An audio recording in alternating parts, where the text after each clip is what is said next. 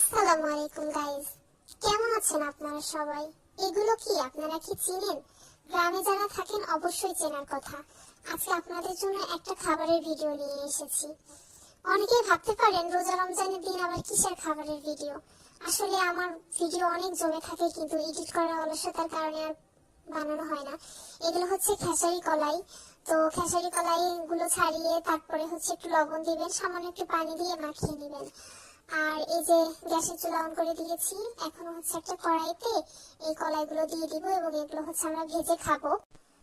মাটির চুলায় গেলে অবশ্যই খোলা ব্যবহার করতাম, আর খোলায় ভাজলে যে কোনো জিনিসই অনেক বেশি সুস্বাদু লাগে, এটা আসলে আমার কাছে মনে হয়।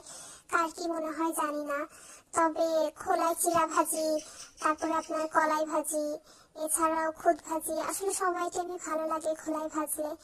তো এভাবে ভাজতে থাকবেন, একটা পর্যায়ে দেখবেন যে একটু কালারটা সাদাটে টাইপের চলে এসেছে, তখন বুঝবেন যে আপনার ভাজাটা প্রায় কমপ্লিট হয়ে গেছে।